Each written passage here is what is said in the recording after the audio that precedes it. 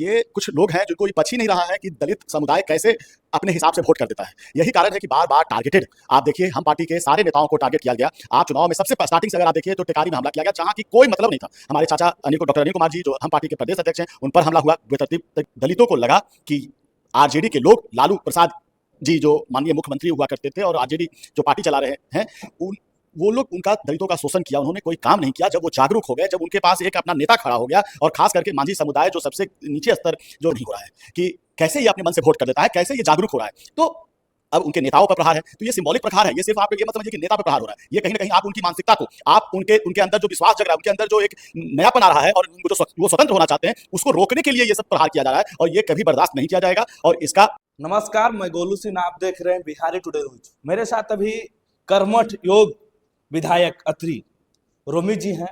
स्वागत है सर। धन्यवाद आप लोग का। आज सर आपके क्षेत्र में सहयोग शिविर लगाया गया था सर, 3 जगह लगाए। क्या क्या आया मुद्दा वहाँ पे कि कैसे कैसे सहयोग हुआ है? आदरणीय मुख्यमंत्री, माननीय मुख्यमंत्री सम्राट चौधरी जी के द्वारा सारे पंचायतों में सरकार जनता के द्वार जाने के कार्यक्रम के तहत सहयोग शिविर का आयोजन किया गया, जिसमें कि सारी सरकार पंचायत में लोगों के बीच में, लोगों को अब सरकार के पास आने की ज़रूरत नहीं है। अब सरकार ने ही तय किया है कि हम लोगों के पास जाएंगे, उनकी समस्याओं को सुनेंगे और निपटारा करेंगे। तो इसी के तहत सारे पंचायतों में था। मेरे यहाँ अत्रि विधानसभा में 4 ब्लॉक है, चारों ब्लॉक में सब हो रहा था, जिसमें 3 जगह मैंने खुद आज विजिट करने का मैंने कोशिश किया और सब 3 जगह गया भी। उसमें सबसे पहले बिहटा है खिजरसराय के अंदर, उसके बाद बथानी बाजार के पास लगा हुआ था बथानी पंचायत का, उसके बाद सोहड़ा जो अत्रि प्रखंड में है वहाँ गया। तो सारे जगह कम से कम 100-125 के आसपास जो पिछले 3 तारीख से चल रहा था, समस्याओं का जो कलेक्शन हो रहा था, उसका आज के डेट में बहुत सारा जॉब कार्ड था, बहुत सारा आपको डेथ सर्टिफिकेट था, जन्म प्रमाण पत्र था, चाहे जॉब कार्ड था। तो वो जितने भी काम हो गए थे, ज़मीन से संबंधित काम हो, परिमार्जन का काम हो, तो जितना भी काम हो गया था उन सब कामों का आज एक तो निपटारा हो गया, जो लाभार्थी थे उनको मिल गया। और दूसरा, वैसे जिनको आज सबमिट करना था, जिनको आज अपना एप्लीकेशन देना था, उनका एप्लीकेशन ले लिया गया और ये आश्वस्त किया गया है कि 1 महीने के अंदर हम लोग उसको करके निपटारा करना है। क्योंकि ये मुख्यमंत्री जी का ये सपना है कि अब कोई भी छोटा मोटा काम के लिए ब्लॉक आपको दौड़ना नहीं पड़ेगा, कोई भी अधिकारी आपको अब दौड़ा नहीं सकता है। 30 दिन के अंदर आपको इस पर चाहे तो इसका निपटारा होगा, नहीं तो कार्रवाई होगा, सस्पेंशन तक इसमें होगा, आपको बर्खास्त किया जाएगा।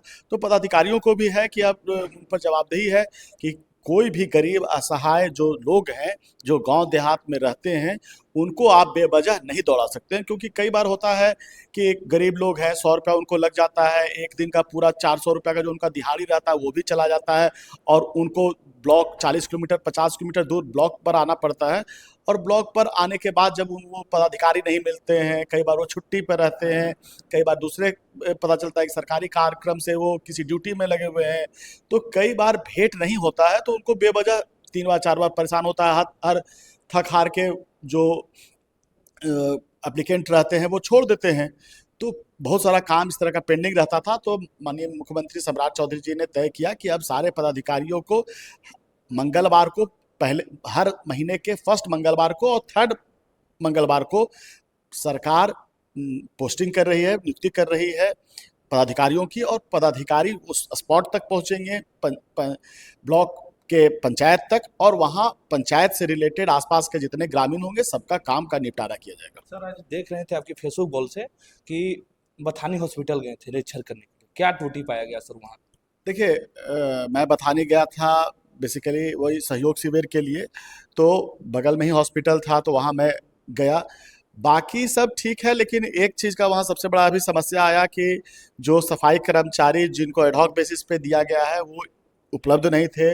16 शायद नियुक्ति है, जब मैंने पता किया वहाँ, तो 16 नियुक्ति में मात्र 2 से 3 लोग ही उपलब्ध थे। तो ये कहीं ना कहीं भारी कमी है। मैं इसके खिलाफ डीएम को भी लिखने जा रहा हूँ और स्वास्थ्य मंत्री जी को भी लिखने जा रहा हूँ। और एक अल्ट्रासाउंड की वहाँ व्यवस्था होनी चाहिए, जिसको मैंने जाना समझा, वहाँ पे रूम बना हुआ है, इंफ्रास्ट्रक्चर है, लेकिन वहाँ अभी तक होता नहीं है। दूसरा एक है कि ईसीजी के लिए कोई टेक्नीशियन नियुक्त नहीं है, वो अभी काम चलाया जा रहा है एक्सरे वाले से ही। और दूसरा एक और है कि सोलर सिस्टम जो पूरे हॉस्पिटल के लिए छत पर लगाया हुआ है, लगने के बाद से वो कभी चालू नहीं हुआ। तो ये सब गड़बड़ियों को मुझे पता चला और मैंने जब प्रभारी से बात किया तो उन्होंने बताया कि मैंने इसके लिए चिट्ठी लिखा भी हूँ, तो चिट्ठी का मैंने कॉपी ले लिया है। इससे लेकर मैं, क्योंकि आप जान रहे हैं कि नीतीश कुमार जी के जो पूर्व मुख्यमंत्री माननीय श्री नीतीश कुमार जी के पुत्र निशांत जी अभी बने हैं स्वास्थ्य मंत्री, और मुझे उम्मीद है कि वो भी कर्मठ नेता हैं और आगे उन फ्यूचर है।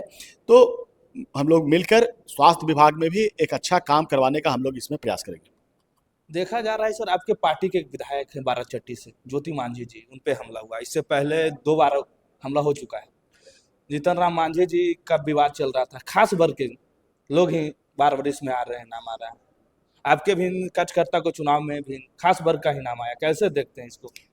ये कुछ लोग हैं जिनको ये पच ही नहीं रहा है कि दलित समुदाय कैसे अपने हिसाब से वोट कर देता है। यही कारण है कि बार बार टारगेटेड, आप देखिए हम पार्टी के सारे नेताओं को टारगेट किया गया। आप चुनाव में सबसे स्टार्टिंग से अगर आप देखिए तो टेकारी में हमला किया गया, जहां की कोई मतलब नहीं था। हमारे चाचा डॉक्टर अनिल कुमार जी जो हम पार्टी के प्रदेश अध्यक्ष हैं, उन पर हमला हुआ, बेतरतीब तरीके से पिटा गया, जिसमें कहीं कोई लड़ाई झगड़ा का मामला तो नहीं था, सिर्फ वो अपने वोटर्स के पास जा रहे थे, बीच रास्ते में हुआ। वही हाल आप देखिए बाराचट्टी में हुआ था, वही हाल अत्री विधानसभा में मेरे कार्यकर्ता धीरज और श्रवण मांझी को पीटा गया। तो ये लगातार उनके अंदर ये बर्दाश्त नहीं कर पा रहे हैं, क्योंकि ये पहले तो वोटर उन्हीं के थे, स्वाभाविक, हम लोग सब कोई जानते हैं कि लालू जी के राज में ये वोट उनको करते थे। लेकिन जब दलितों को लगा कि आरजेडी के लोग लालू प्रसाद जी जो माननीय मुख्यमंत्री हुआ करते थे और आरजेडी जो पार्टी चला रहे हैं, वो लोग उनका दलितों का शोषण किया, उन्होंने कोई काम नहीं किया। जब वो जागरूक हो गए, जब उनके पास एक अपना नेता खड़ा हो गया, और खास करके मांझी समुदाय जो सबसे नीचे स्तर, जो कहिए कि अभी तक साक्षरता में देखिए चाहे बाकी सब चीज़ों में देखिए, तो समाज में सबसे नीचे अभी स्तर में अगर उन्हीं लोग का काउंटिंग होता है। सब अभी जो जातीय सर्वेक्षण हुआ था, आर्थिक सर्वेक्षण हुआ था, उसमें भी ये चीज़ आया था। तो कहीं ना कहीं उनको बर्दाश्त नहीं हो रहा है कि कैसे ये अपने मन से वोट कर देता है, कैसे ये जागरूक हो रहा है। तो अब उनके नेताओं पर प्रहार है, तो ये सिंबॉलिक प्रहार है। ये सिर्फ आप ये मत समझिए कि नेता पर प्रहार हो रहा है, ये कहीं ना कहीं आप उनकी मानसिकता को, आप उनके अंदर जो विश्वास जग रहा है, उनके अंदर जो एक नयापन आ रहा है और उनको जो वो स्वतंत्र होना चाहते हैं, उसको रोकने के लिए ये सब प्रहार किया जा रहा है, और ये कभी बर्दाश्त नहीं किया जाएगा। और इसका हम लोग कानूनी रूप से जहां भी जिस कानून के दायरे में रहते हुए हम लोग इसका जवाब देंगे। और हम पार्टी के अभी कार्यकर्ता एक वशिष्ठ मंडल अभी एसएसपी से भी जाके मिला है, और आगे भी जहां हम लोग को होगा सब जगह हम लोग मिलके इसमें समुचित कार्रवाई करवाने का करेंगे। आप देख सकते हैं पूरे वीडियो में, अगर आप देखिएगा बाराचट्टी का जो परसों का है, तो उसमें किस तरह से माननीय विधायिका जी के साथ जब इस तरह का व्यवहार किया जा सकता है, गाली गलौज किया जा सकता है, तो आम लोगों का क्या है? क्या वो दूसरे को, दलित को क्या मैसेज देना चाहते हैं कि आप कितने बड़े हितैषी हैं? अगर कोई दलित, आपको ये बर्दाश्त ही नहीं हो रहा है, कैसे यहाँ से कोई विधायक दलित हो जाता है बिना मेरे प्रभाव के, बिना मेरे सपोर्ट के, तो ये मानसिकता जब तक रहेगा ये नहीं चलेगा। और अब दलित जाग गया है और ये बर्दाश्त कदापि नहीं करेगा कि आप उसको गाली दीजिएगा, आप उसको मारपीट कीजिएगा, आप उसको स्वतंत्र होने से रोकिएगा, तो ये अब दलित बर्दाश्त करने की स्थिति में नहीं। आपके क्षेत्र के एक पूर्व विधायक जी, वो बोलते हैं वंदे भारत वंदे मातरम नहीं बोलेंगे, वीडियो उनका वायरल है। मैंने पहले भी, पत्रकार बंधु आप पूछ रहे थे, जिस दिन ये मामला हुआ था उसी दिन मैंने बताया था कि कभी कभी किसी लोगों को अटेंशन डिफिशियंसिया नाम का डिजीज हो जाता है, बीमारी हो जाता है।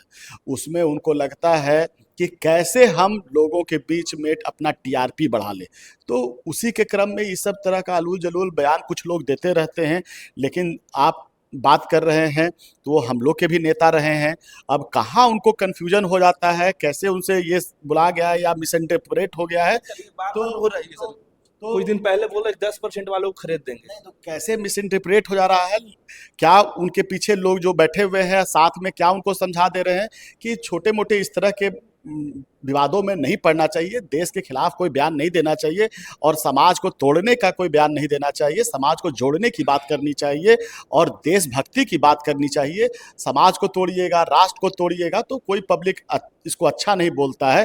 तो मेरा उनसे तो विनम्र निवेदन यही रहेगा कि आप जिस तरह से पहले हम लोग के गार्जियन रहे हैं और लगातार क्षेत्र में सक्रिय रहे हैं, आप एक बड़े नेता हैं, पूर्व विधायक हैं हमारे क्षेत्र के, तो मेरी तो सिर्फ उनसे यही प्रार्थना रहेगी कि देश के खिलाफ और समाज के खिलाफ इस तरह का आलूल जलूल बयान देकर टीआरपी के फेर में न रहिए और सीधा सीधी है कि जनता की सेवा कीजिए, लोगों की सेवा कीजिए और लोगों के बीच रहिएगा तो स्वाभाविक टीआरपी बढ़ेगा। ये सिर्फ एक आपको मायावी जाल हो सकता है जिसमें आप फंस जाइएगा कि आपको तात्कालिक लगता है कि हम मेरा टीआरपी बढ़ रहा है, लोग मेरे मेरे चीज़ों से अच्छा लग रहा है, लेकिन कभी भी आप समाज को तोड़ने और देश को तोड़ने की जो भाषा है वो पहले भी कभी नहीं चला है और आज भी नहीं चलेगा। आप पूरी तरह से कभी भी आप पुराना इतिहास में उठा के देखिए, जो लोग समाज को में और जो राष्ट्र में गंदगी फैलाना चाहते हैं उनको पब्लिक आज, ठीक है तत्कालिक आपको लग सकता है, लेकिन आज न कल आपको फिर पब्लिक से भी सुनना पड़ेगा। एक नेता है आनंद मोहन जी, वो सीधा खुलेआम जदयू को विरोध कर रहे हैं कि जो थैली पहुंचाता है वही मंत्री बन रहा है, वही टिकट मिल रहा है। कैसे देखते हैं? आपके उनके बेटा आपके दोस्त भी हैं। अब उनका क्या कन्फ्यूजन है ये तो हम नहीं जानते हैं और जदयू का वो अपना इंटरनल मामला है, उन लोग का क्या रहा है, लेकिन मुझे नहीं लगता है कि ऐसा कोई है कि जो लोग पैसा देंगे वही मंत्री बनते हैं, ऐसा कहीं कोई मामला है नहीं। आप देखिए बड़े जो पुराने मंत्री थे वो सब भी बने हैं, कुछ नए, और उनका क्या जदयू में दोनों नेता जदयू में है, उनका क्या अंडरस्टैंडिंग मिसअंडरस्टैंडिंग है उस पर मेरा कमेंट करना एज अ हम पार्टी मुझे नहीं लगता है कि उचित होगा। सर लास्ट सवाल है, अत्रि की जनता को क्या अपना हर भरपूर प्रयास कर रहे हैं कि सारे समाज का, सारे वर्ग के लोगों का हम लोग काम करें। आज भी जब बथानी में जो सहयोग शिविर लगा तो मैंने सबको मैसेज दिया कि आपने वोट दिया है या नहीं दिया है इससे मतलब नहीं है, आप गरीब हैं, असहाय हैं, शोषित हैं, तो हमारे पास आइए, पदाधिकारियों के पास जाइए, जनप्रतिनिधियों के पास जाइए और आपका जो बेसिक काम है, चाहे वृद्धा पेंशन का हो, चाहे राशन कार्ड का हो या विधवा पेंशन का हो या और भी जो वोटेशन का अगर जेन्युइन काम है तो वो सब कामों के लिए हम लोग तत्परता से रहेंगे। विकास की भी बात है तो हम लोगों ने हर स्तर पर उसको सुदृढ़ कराने के लिए लगा है और आगे भी कार्रवाई जहाँ जहाँ संभव है वहाँ कर रहे हैं। अभी डीएम से मिलकर हमने टेउसा में और टिटवा में शौचालय का भी मांग किया था जिसका भी हो गया है। तो इस तरह के कई योजनाओं को हम लोग लगातार लगे हुए हैं और इस पे करने के लिए लगातार हम मांग भी उठा रहे हैं। अभी आप देखिए बहुत जगह ऐसा है कि आंगनबाड़ी केंद्र बंद रहता है तो डीएम से मिलके उसके कार्रवाई के लिए हमने लिखा है, माननीय मुख्यमंत्री जी से इसके लिए मिलेंगे, मंत्री से मिलेंगे और खास करके अत्रि और खिजरसराय में बंद रहता है आंगनबाड़ी केंद्र। तो मैं सीडीपीओ से और डीपीओ से ये आग्रह करता हूं कि इन सब चीज़ों को ठीक कराइए, नहीं तो ये नहीं न यहाँ की जनता बर्दाश्त करेगी न यहाँ के लोग बर्दाश्त करेंगे। पहले जो था सो ख़त्म करिए और सारे आंगनबाड़ी के, मेरे पास कई फ़ोटो भी हैं, ऑलरेडी मैंने सारे जगह इसके लिए पत्राचार किया है और आने वाले समय में मुझे उम्मीद है कि इन पदाधिकारियों, इन भ्रष्ट पदाधिकारियों के खिलाफ भी कार्रवाई होगी। जैसे क्या सोचते हैं इस वीडियो में कमेंट बॉक्स में बताइए। मिलते हैं अगले वीडियो में। जय हिंद।